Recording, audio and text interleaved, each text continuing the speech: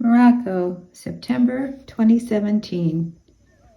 We were going to camp out in the desert for a few days, ride camels, and be a witness to a very different culture, multiracial, mostly Muslim, still rooted in crafts and agriculture, with a foot in the modern industrial world.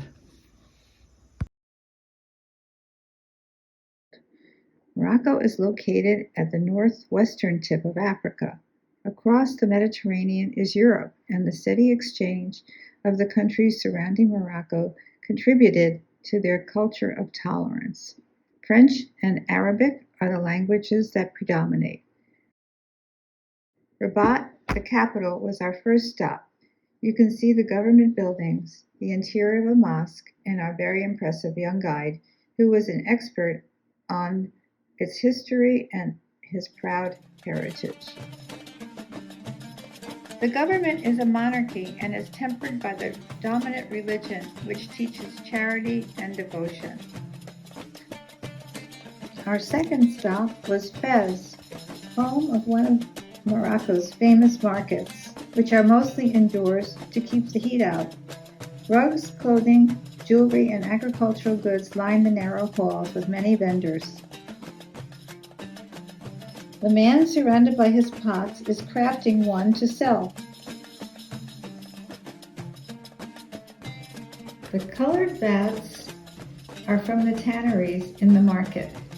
First, the goat hides are cleaned and then colored with natural dyes and processed in the same way as they were in the 11th century.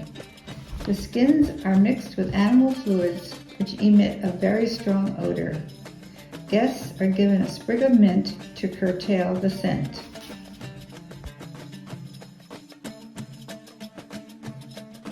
There is an exotic mix of the sensibility of the Arabic world and the Western world.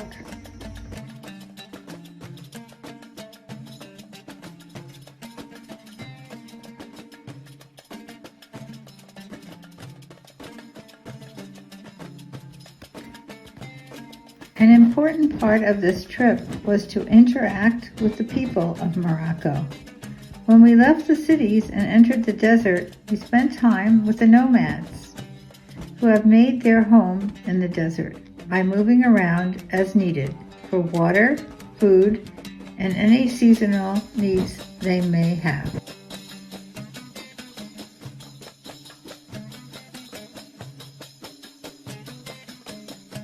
The campsite with our cabins became our home after we left the cities. We were there for several nights. It is difficult to explain the feeling of peace in the desert, where there is no noise, and just the rolling soft sand and sky above.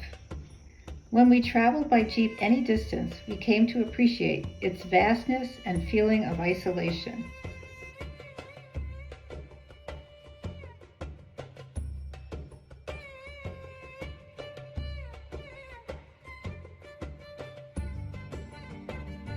We were invited by a couple to have dinner. Our host, when we arrived, explained that her husband would be late. Later, we learned the delay was to encourage her to practice her English.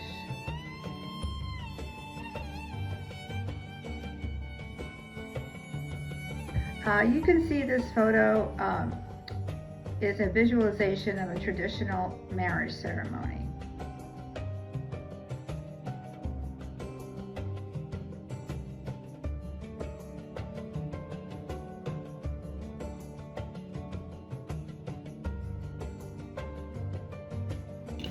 Due to its long geologic history, fossils are found, mined, and sold all over the world.